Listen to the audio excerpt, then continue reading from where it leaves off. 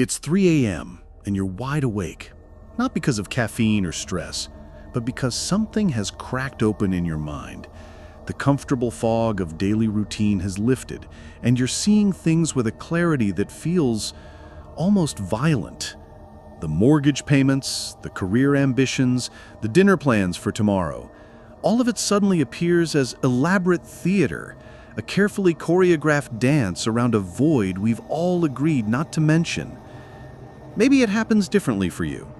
Perhaps it's that moment stuck in traffic, when the repetition of your commute becomes unbearable, and you wonder why millions of us perform this same ritual day after day, as if it means something.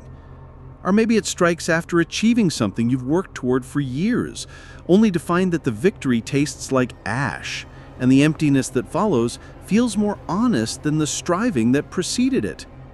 This feeling has no name in polite conversation. We medicate it, distract ourselves from it, bury it under Netflix binges and social media scrolls.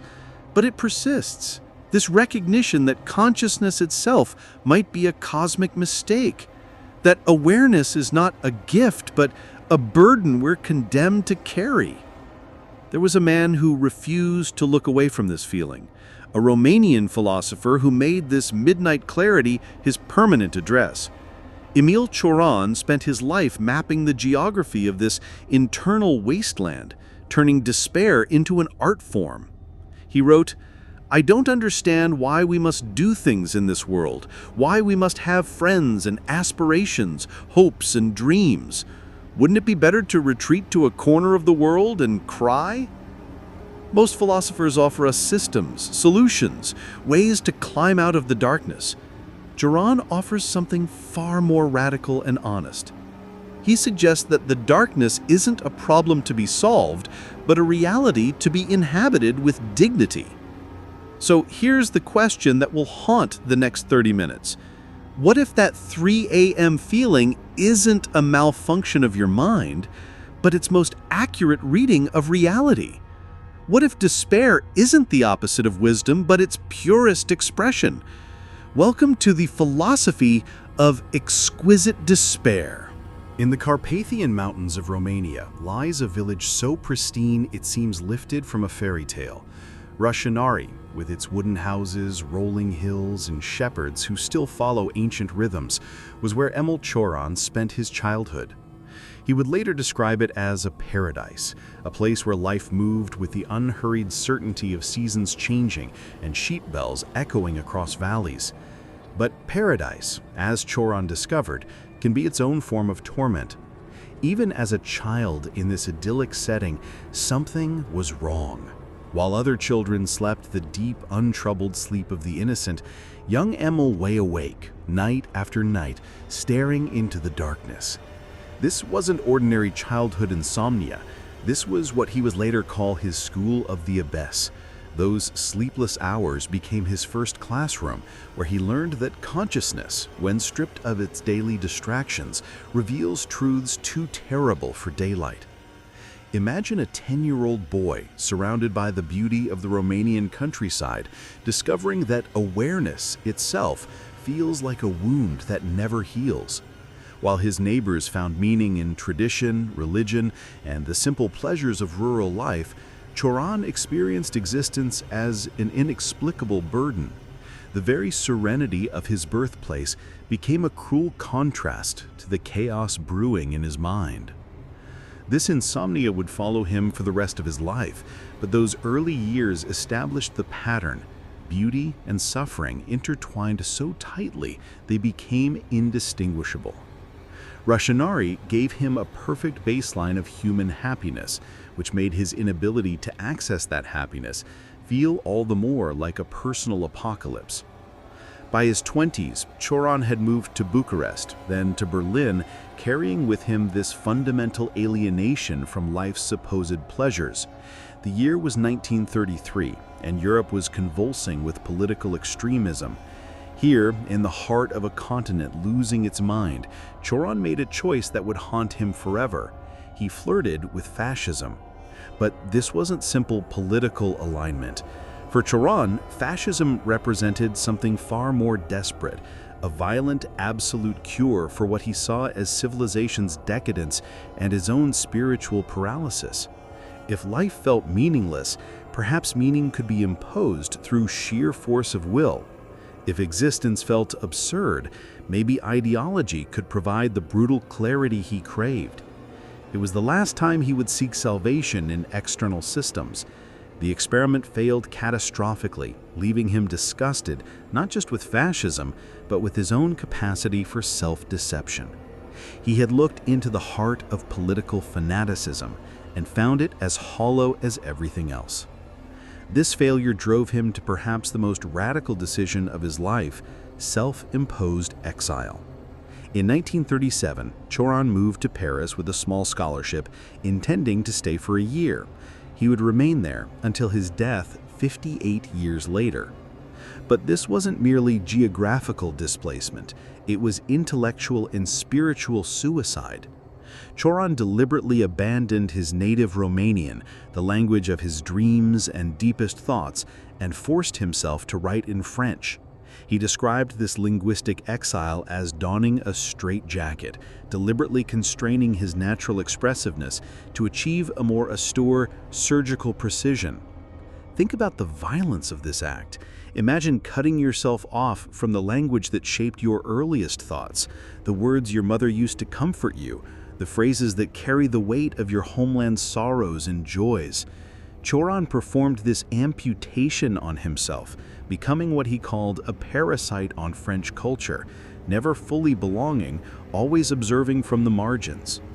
This position as a permanent outsider became his greatest philosophical asset. Neither Romanian nor French, neither believer nor complete atheist, neither fully European nor entirely Eastern, Cioran existed in the spaces between categories. From this liminal position, he could see the absurdities of all systems, all beliefs, all attempts to make existence coherent. Paris transformed him from a young man seeking answers to a mature philosopher who had learned to ask better questions. The city's intellectual sophistication provided him with the tools to refine his despair, to transform raw anguish into elegant, devastating prose.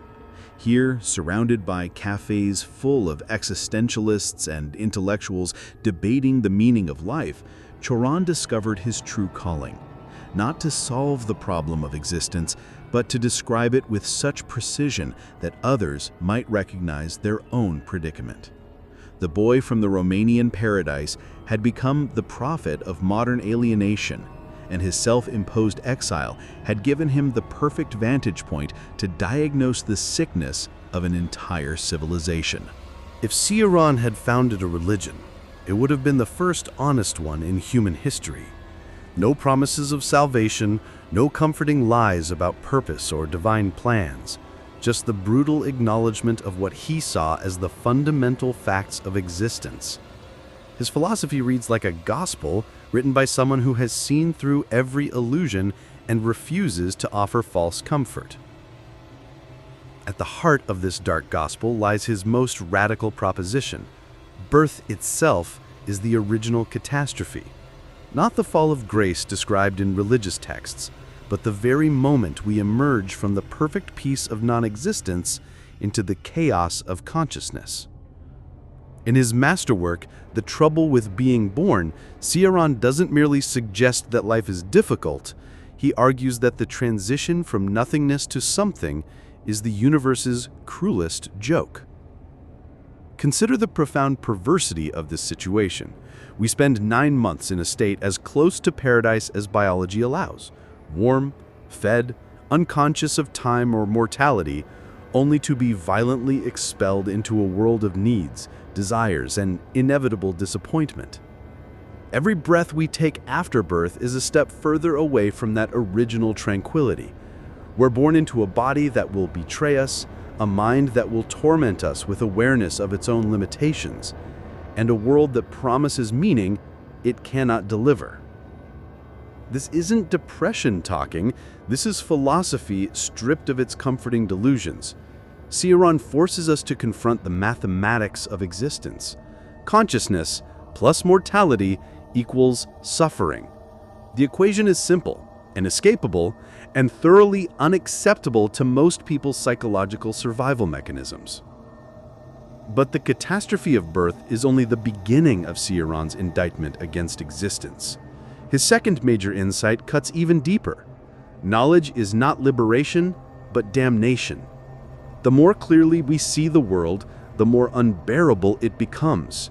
Wisdom and suffering are not accidentally connected, they are the same thing viewed from different angles.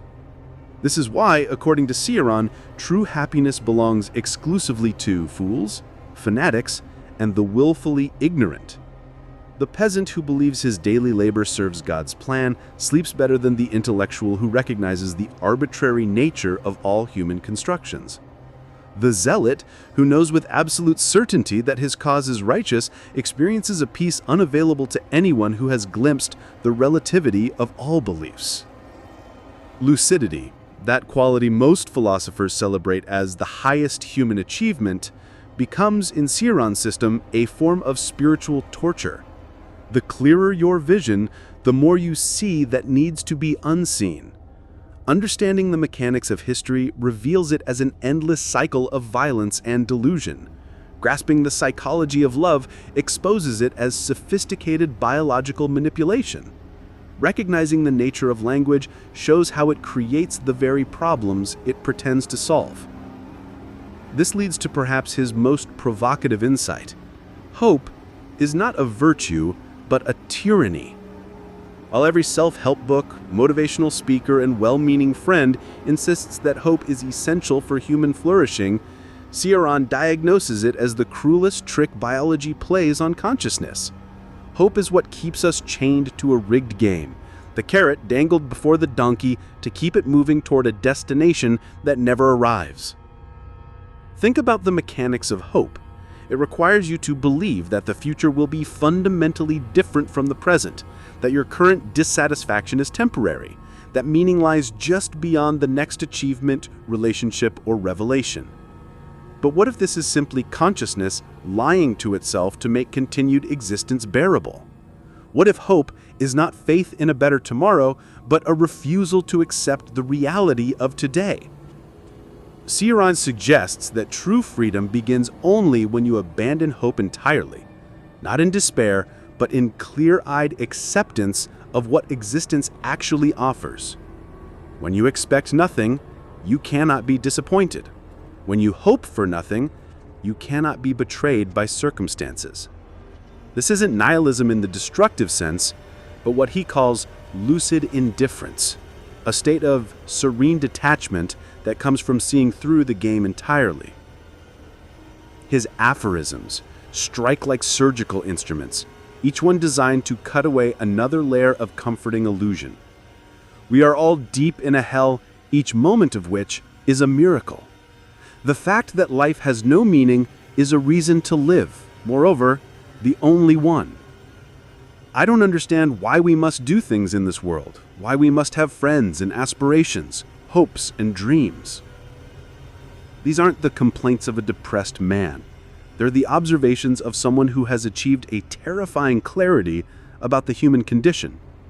Cioran doesn't offer solutions because he doesn't believe the problems of existence can be solved, only endured as much dignity as consciousness allows. This is his gospel of annihilation, not the destruction of the world, but the methodical dismantling of every illusion that makes continued existence seem reasonable. What remains after this process is not despair, but something far stranger, a kind of exquisite freedom from having no remaining investments in outcomes. 70 years after Cioran began writing his philosophical autopsies of human hope, we find ourselves living in the world he predicted, a civilization so sophisticated in its illusions that it has forgotten they are illusions. If Cioran were alive today, scrolling through Instagram at 3 a.m., he would recognize the landscape immediately, a species drowning in its own consciousness, desperately manufacturing meaning in a universe that offers none. Consider the peculiar torture of modern existence that Cioran would find grimly familiar. We live in an age where happiness has become not just a pursuit, but a moral obligation. Social media feeds demand constant updates on our achievements, our gratitude, our positive mindset. Self-help culture insists that depression is simply a failure of perspective, that anxiety reveals a lack of proper mental hygiene. The phrase toxic positivity has entered our vocabulary because we finally needed words for the violence of enforced optimism. Into this suffocating atmosphere of mandatory cheerfulness, Cioran's philosophy arrives like oxygen for the drowning. His work serves as a permission slip for the alienated, validation that the feeling of disconnection from modern life's promises might not be personal failure, but accurate perception. When everyone around you insists that happiness is a choice and success is simply a matter of proper goal setting, Cioran whispers the forbidden truth. Maybe the problem isn't your attitude, but the entire framework that demands your participation. This resonance has found its most visible expression in the online communities that have embraced various forms of contemporary nihilism. Forums dedicated to the black pill ideology, spaces where young people gather to discuss the futility of modern dating, career prospects, and social mobility. These digital gatherings often invoke Cioran's insights about the catastrophe of consciousness and the tyranny of hope. The terminology may be cruder, but the underlying recognition is similar. Something fundamental about the promises of modern life feels like an elaborate hoax. However, there's a crucial distinction that separates Cioran's sophisticated pessimism from its more toxic online derivatives. While internet nihilism often curdles into resentment, blame, and occasionally violence, Cioran's philosophy is fundamentally an internal discipline. He never suggests that others are responsible for his suffering, or that external forces must be destroyed to alleviate his existential pain. His pessimism is turned inward, a scalpel for self-examination rather than a weapon against the world. This difference is essential because it reveals Cioran's true radical potential. He offers a way to live with the abyss rather than being consumed by it. His philosophy doesn't lead to incel forums or political extremism. It leads to a kind of serene detachment that allows you to function in a world you no longer take seriously. Perhaps nowhere is Cioran's prophetic insight more evident than in his critique of progress itself. Writing decades before climate change became undeniable, before social media addiction rewired human consciousness, before the promise of technological salvation began to feel like a threat, Cioran already understood that humanity's faith in advancement was another form of hope-based delusion. He saw that each generation's conviction that it was moving towards something better was simply the latest version of an ancient lie. Today's young adults, raised on promises of meritocracy, told they could be anything they wanted, assured that hard work would lead to prosperity, find themselves inheriting a world where those promises feel increasingly hollow. Student debt, housing costs, climate anxiety, political polarization, the gig economy's precarity, all of these modern realities would have confirmed Cioran's suspicion that progress is simply change dressed up in optimistic language. He becomes, in this context, the patron saint of the burned out, the overstimulated, and the intellectually exhausted. His philosophy speaks directly to a generation that has been given access to infinite information and infinite entertainment, only to discover that neither knowledge nor distraction can fill the fundamental emptiness that consciousness creates. The digital age has made Cioran's insights about the burden of awareness particularly acute. We carry devices that connect us to humanity's accumulated knowledge and suffering 24 hours a day. We witness tragedies in real time, absorb the anxiety of strangers, and maintain constant awareness of our own mortality through news cycles designed to capture attention through fear. The medieval peasant that Cioran envied for his ignorance no longer exists. We are all hyper-conscious, over-informed, perpetually stimulated beings struggling under the weight of too much awareness. In this context, Cioran's philosophy becomes not just intellectually interesting, but practically necessary. His training in lucid indifference offers a survival strategy for minds overwhelmed by the modern condition. His insistence that we abandon hope relieves the exhausting pressure to remain optimistic in the face of obvious systemic failures. Most importantly, his example shows that recognizing the absurdity of existence doesn't require you to stop participating in it. It simply allows you to participate without taking it quite so seriously. Here lies the ultimate paradox that makes Cioran more than just another pessimistic philosopher. If existence is truly the catastrophe he described, if consciousness is the cosmic mistake he diagnosed, if hope is the tyranny he exposed, then why did this prophet of annihilation live to be 84 years old? Why didn't the man who wrote so eloquently about the burden of being born simply choose to stop being? The answer reveals the most sophisticated aspect of Cioran's philosophy, and the reason his work transcends mere intellectual exercise to become a genuine survival manual for the modern condition. Cioran wrote extensively about suicide, but not as most philosophers approach the topic. For him, suicide was never a solution to be recommended or a tragedy to be prevented. It was an idea that made life bearable. The knowledge that an emergency exit exists, that consciousness is not a life sentence but a condition you could theoretically terminate at any moment, paradoxically provides the freedom necessary to continue. This wasn't morbid fascination, but practical philosophy. The thought of suicide became Cioran's daily medication, a reminder that his participation in existence was voluntary rather than compulsory.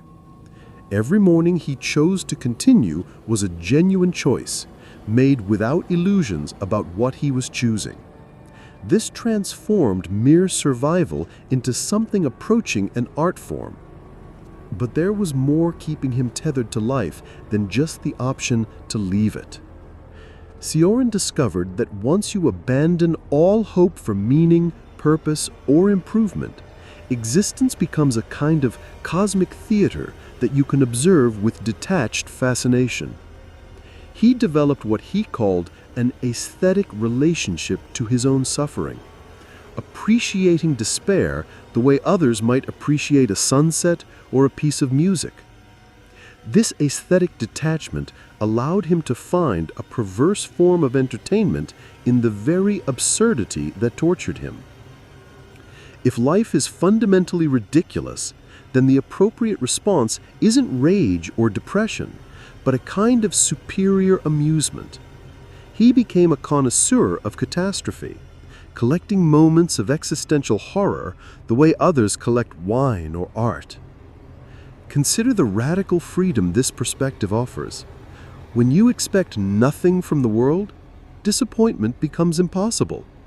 When you invest in no outcomes, you cannot be betrayed by circumstances. When you abandon the project of finding meaning, you're liberated from the exhausting work of creating it. This isn't resignation. It's the most profound form of independence available to conscious beings. Cioran's philosophy doesn't promise happiness, and that's precisely what makes it valuable. Happiness, as he understood it, is either an illusion or a temporary chemical state that creates more suffering when it inevitably fades. Instead, he offers something far more sustainable, the capacity to live without requiring life to justify itself. This is what he meant by living on the heights of despair.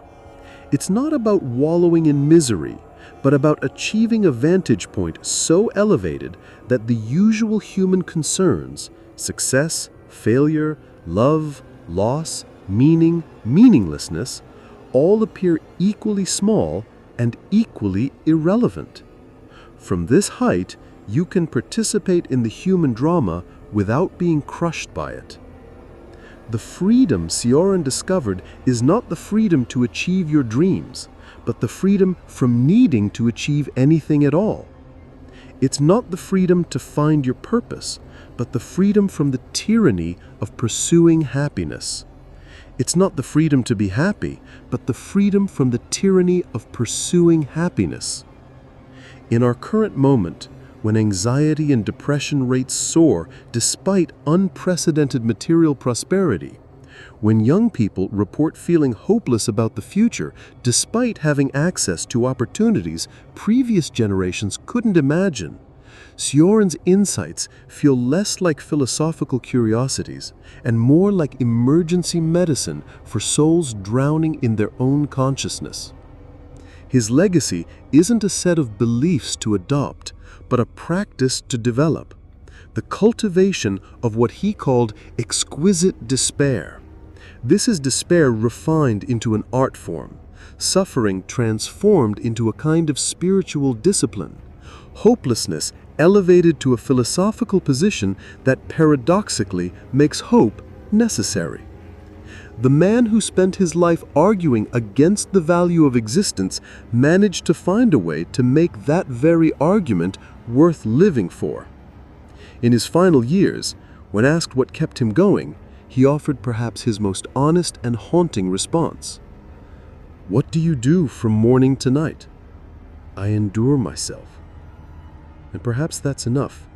Perhaps endurance, rather than happiness or meaning or purpose, is the most realistic and dignified response to the fact of being born.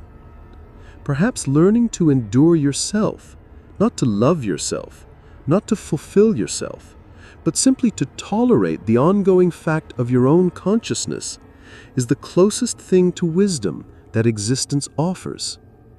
Cioran teaches us that we don't need to solve the problem of being human. We only need to learn to live with it beautifully.